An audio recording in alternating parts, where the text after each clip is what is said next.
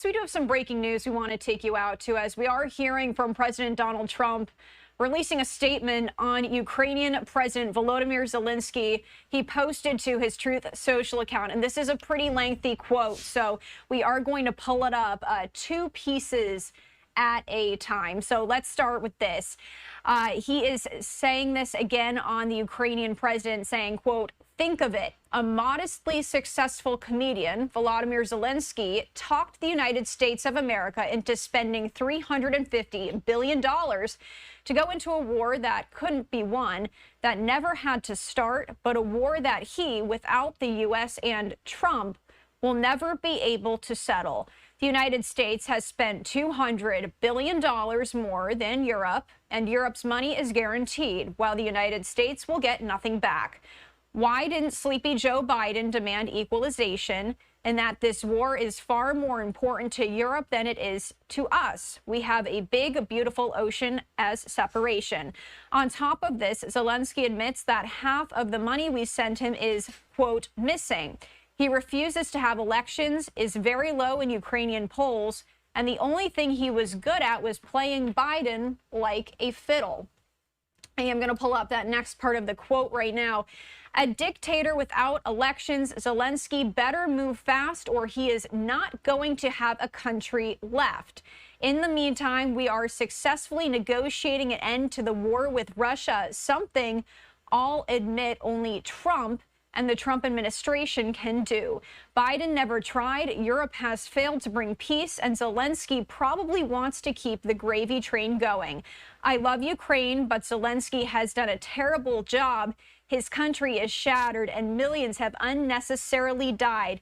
And so it continues. That just into our newsroom here from President Trump as he is issuing this statement. I am going to give you a live look at the White House right now, because this is following a series of events here after Ukrainian President Zelenskyy accused President Trump today of living in a Russian-made, quote, disinformation space. He pointed comments that risked further souring relations with Washington as Trump pushes for an end to this war. Meanwhile, Russian President Vladimir Putin said he would like to meet with Trump a day after senior American and Russian officials held talks that were partially aimed at preparing for that. Zelenskyy said he, quote, would like Trump's team to be more truthful in his first response to a series of claims that Trump made the previous day, including suggesting that Kyiv was to blame for the war, which enters its fourth year next week.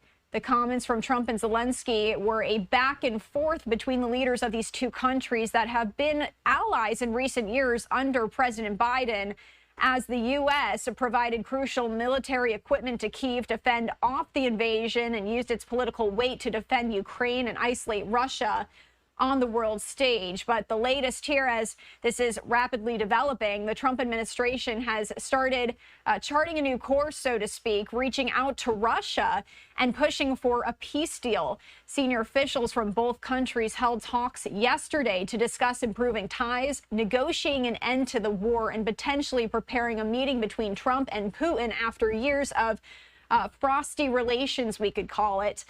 So that is the latest here as we are getting this into our newsroom. That statement from President Trump, pretty lengthy there on Truth Social. Of course, all of this coming after these increased peace talks between Russia and Ukraine that we have been showing you here on Live Now from Fox. Any more on this, of course, we will bring it to you as we always do.